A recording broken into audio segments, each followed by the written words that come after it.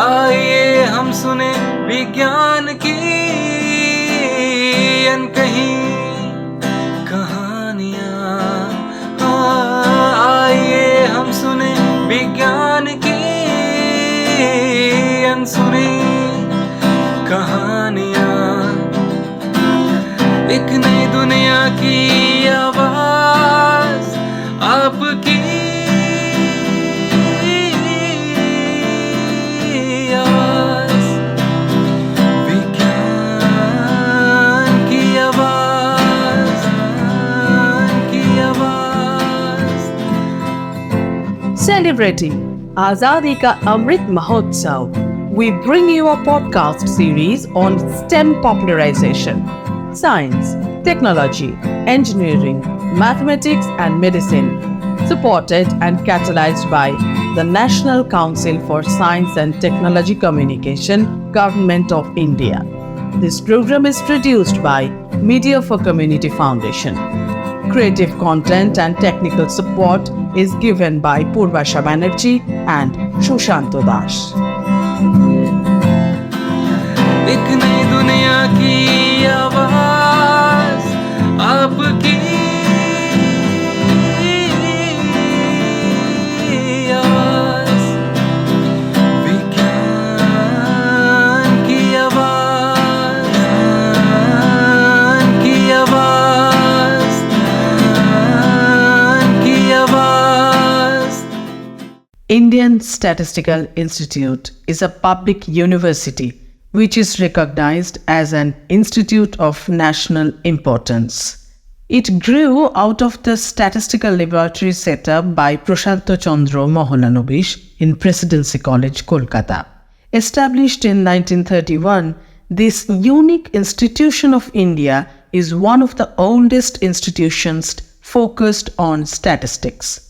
Primary activities of ISI are research and training of statistics, development of theoretical statistics and its applications in various natural and social sciences. We welcome Professor Supratik in this podcast. He is working as a professor in Physics and Applied Mathematics Unit in Indian Statistical Institute, Kolkata. Let's hear from his own voice about his academic journey. This is Supratik. I will be talking about cosmology and astrophysics, which is my field of research. I am right now a professor at the Indian Statistical Institute in the Physics and Applied Mathematics Unit. I did my BSc and MSc from Jadavpur University Physics Department, PhD from Jadavpur University once again, but I mostly worked in IIT Kharagpur. After that, I did a postdoctoral fellowship in Inter-University Center for Astronomy and Astrophysics, popularly known as IUCA, which is in Pune. That is the world-class institute in astrophysics and astronomy. Then I moved to Germany. I was in University of Bonn, where I did another postdoc. After that, I joined ISI Kolkata as a faculty member, where I am a full professor right now. As I've already told, my primary field of interest is astrophysics and cosmology, which I'm going to elaborate upon in a bit details later on. But just to mention that apart from research and teaching, I'm primarily involved in several mega projects, both national and international level. Just to mention a few, I am a executive council member and a core member of the science team in the Square Kilometer Array India Consortium, which is a part of the astronomical telescope Square Kilometer Array, which is going to be built worldwide. And so as a member, we basically take part in discussions, planning, and how that telescope will be built. I'll be elaborating on that later on. So that is a very essential, very important role, so to say. And I'm also a member of the CMB Bharat, which is called Cosmic Microwave Background Mission Bharat. And we have submitted a project to ISRO, which is called ECO. And that project is essentially to basically build a space-based mission, just like Aditya L1, that will be placed somewhere in the space. I'll be talking about that later on as well. And that will be collecting information about the earliest possible information about the universe, which is the farthest away. That is called Cosmic Microwave Background. So this project is under active consideration in ISRO, and we do hope that at some point this will be launched at the space and we'll be taking part in that.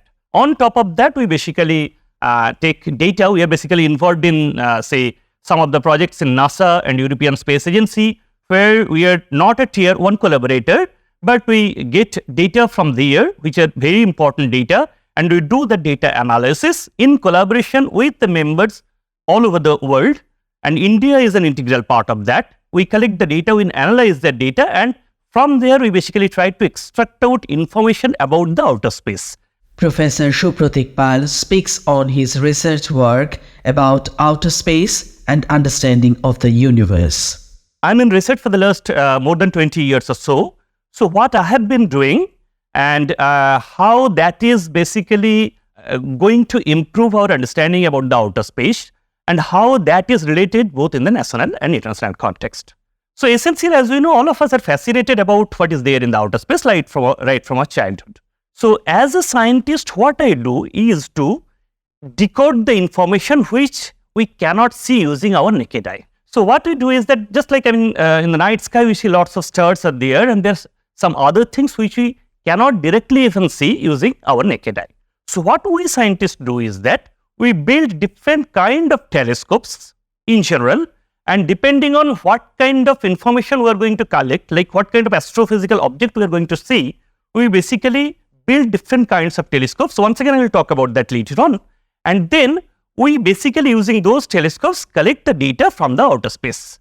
And then we analyze the data. We do computer programming. We employ basically different kind of statistical tools so that we can extract out information from there, and we can say to ourselves and to the nation and to the world as a whole that what is there in the outer space, how that is behaving, how that is evolving with time, and how much fascinating that is to us. So that is exactly what we do. And when I talked about different kinds of telescopes, that can be optical level, like the kind of telescope we are usually acquainted with. So the largest optical telescope that is going to be built right now, that is in the planning stage, that is called 30-meter telescope. Just to give you an idea of what we do. So that is called 30-meter telescope. So essentially, this will be built somewhere in the world. The place is not yet been finalized. We have bogged down to some of the rather possible places. So what that will do is, so basically the mirror that will be used in the telescope, the diameter of the mirror will be 30 meters, as large as a huge football ground, so to say. So you can compare that with any kind of camera or telescope that we use in day-to-day life and have a feeling how large that is. So using that telescope, we'll be basically trying to see in the outer space. So basically, when I say that I'm trying to see, essentially some light from an object basically coming, and that is basically reaching my eye. So basically light from the outer space in the form of wave that will come and that will reach the telescope. So we'll collect that light, and light has different properties. From there, we'll try to extract out information, and we'll try to see what we cannot see using our naked eye. Another example is the square kilometer array I already talked about. That doesn't deal with optical telescope. That is a radio telescope. What essentially means is that there are several astrophysical objects, like I talked about cosmic microwave background. That is the furthest possible information about the universe. I can give you a feeling. So the kind of information we can collect is 13.8 billion years away from us. Just try to imagine 13.8 billion light years away from us. It's light years away. And we have collected that information very, very precisely using Planck telescope of European Space Agency, WMAP telescope of NASA, there is South Pole telescope, and lots of other telescopes are in the planning stage. I am pretty sure we have heard about JWST, James Webb Space Telescope, which has been launched recently in the same pursuit. Now, these waves are really, really large, much larger than the optical telescope. We know VKAEpisode, the wavelength of that, and these waves have a wavelength typically of the order of 10 power 4 or 10 power 5 times larger than that. So those can be collected using a different kinds of telescopes, which are called radio telescopes. They are nothing but disc antennas we actually use in our day-to-day life, but in a much more advanced stage. So this square kilometer array is one such radio telescope that is going to be built in two different places. One is in South Africa and the other one is in Australia, and the head office will be in UK. So there are 13-14 different countries which are direct members of that. We are also a level of member in that, and we have built this square kilometer array. So once again, just to give you a feeling what kind of data we'll be collecting, because this is an era of data. All of us talk about data right from our mobile to everything. So the kind of data square kilometer array telescope is going to collect in a year is typically of the order of 62 exabyte. Let me try to give you a feeling of that. We talk about terabyte and gigabyte and etc. 1 petabyte is 10 power 15. So it 15 zeros after 1 times 1 byte. And 1 exabyte is around 6,000 petabyte. So it's like 10 power 19 bytes of data we'll be collecting using that telescope. So it's a huge task for us as scientists. So though that kind of data will be basically distributed among us, and we'll be basically analyzing that data, and by analyzing that data, we'll be basically talking about what we cannot see using our naked eye, not even using optical telescopes. So in India, the major institutes that are working in this field, some of them I basically collaborate with, one is IUCAA, other one is TIFR, which is in Mumbai, third one is NCRA, which is a branch of TIFR, that is in Pune. There is Indian Institute of Science, there is Institute of Mathematical Sciences, there are several IITs, Saha Institute of Nuclear Physics is there, some universities are also there. So coming down to what I exactly do is, once again, so because as I have already told you, this is a very vast field. So one cannot work on all these topics at a time. Okay, so we have our individual goals to reach, we have our individual targets to fulfill. So what we do using my group of PhD students, postdoctorals, fellows, as well as my collaborators is basically I try to reach the furthest possible area of the universe. So I do not work on solar physics like what I do. There are very interesting solar physics that are going on, like Aditya L1 has been launched very recently. So I try to collect information about cosmic microwave background, as well as about this, I talked about this square kilometer array, which is called 21 centimeter. I will talk about that in a bit details. Okay. And what I try to do is that by collecting that information, by analyzing that data, I try to improve our understanding about the outer space. To be very precise, there are different material components that basically build this universe. Like there are galaxies and clusters are there, lots of stars are there. Okay, collecting the stars, like the stars are there, our sun is one such star. Collecting millions of stars, we basically form one galaxy. Collecting millions of galaxies, we form one galaxy clusters. And there are even super clusters, and collecting all of them, basically we get our universe. So how these individual species, what are they made up of? They are made up of standard, the matter we are made up of. They can be made up of some funny kind of thing. We have got very important information about that. That is called dark matter. There are dark energy as well that is responsible for the recent accelerated expansion of the universe. Like we have got this information right from the era of Hubble that our universe is expanding.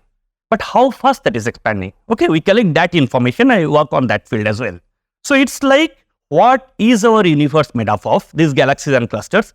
How are they behaving? How they interact? Nobody is stable. Nobody is static. So how they are interacting with each other, how they are evolving, and how everything has evolved starting from the Big Bang till today. As I said, we can go back to 13.8 billion years. So how they are behaving, like as you know, we have, to be very precise, we have called baryonic matter. Baryonic matter is what we are made up of.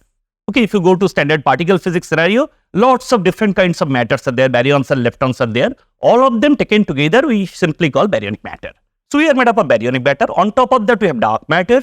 Dark matter is responsible for a very funny behavior in galaxies as well as clusters, as well as in the evolution history of the universe. We have called dark energy, we have called neutrinos. Neutrinos are really important. I'm pretty sure you have heard about neutrinos.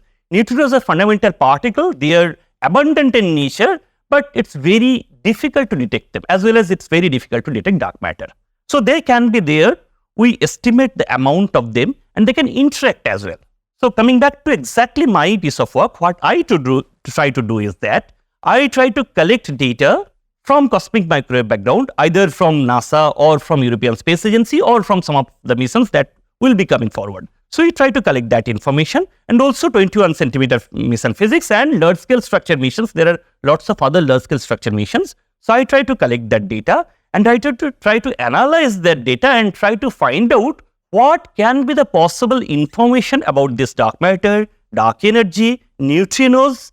What can be the possible constraints on them? They have got different properties, like they have got mass, they have got other properties, charges can be there, lots of other properties are there. So what can be the possible properties?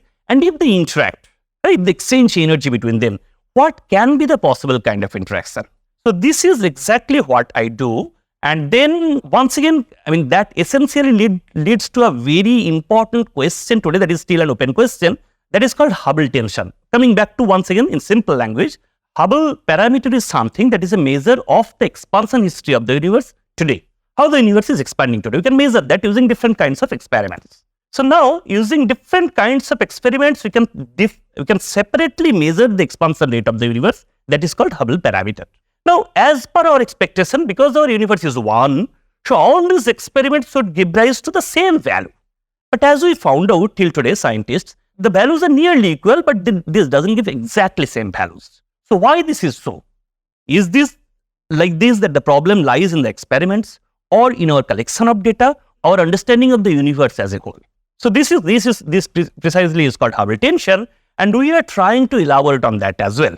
Once again, coming back to this thing, we have published very recently a few papers on monthly notices of Royal Astronomical Society, (MNRAS), which is the leading journal in astrophysics in the world, and Astrophysical Journal (APJ), that is also another leading journal. So, we have published several papers on that elaborates on the properties on our understanding of this. Not only that, we are trying to forecast on the future missions. I talked about several future telescopes that are coming in the next decade or so. So, what they are going to, what is our expectation from them? There are pure statistical and computational techniques of doing that. That is called, I'm not going to the details of that, but we use machine learning tools, we use other statistical tools to find out what we are going to expect from those experiments, from those telescopes, which are going to come in the next 5, 6 years or 10 years. So, we collect their instrumental specifications, and using that we try to forecast on that. And those forecasts are really interesting because that will give not only the experiments a direction to way forward, and that will also give the scientists as a whole what to look into in those missions. And once again, coming back to rather my very small contribution to this, all these contributions have been rather they have been published in leading journals, of course. But let me just mention one thing that I'm pretty sure you have heard about the journal Nature. And Nature actually sometimes publish research highlights on some of the very interesting papers that have already been published. So I'm very fortunate that Nature published one research highlight on one of my earlier papers a couple of years back. And very recently Nature have contacted me regarding one of the other papers that I have published recently. They are going to publish a research highlight on that as well. So that's sort of little bit of personal rather pleasure as well as whatever the question is, that's the kind of contribution we are trying to do to the rather science as a whole and to our understanding of the universe as well. Professor speaks about whether there is any threat for our beloved Earth. As astrophysicists or cosmologists, we cannot predict what will happen in future. Okay, but going by the kind of information we have, going by the trend, we can say what we expect. So first and foremost is regarding the extraterrestrial life. There is a very serious search about extraterrestrial life, and I'm very happy to tell you that some of the Indian scientists are in the leading role of that search. So people are trying to find out not only the extraterrestrial life, they are trying to find out if there can be habitable planets in the outer space. That essentially means that, like we know, Earth is habitable, the life is there.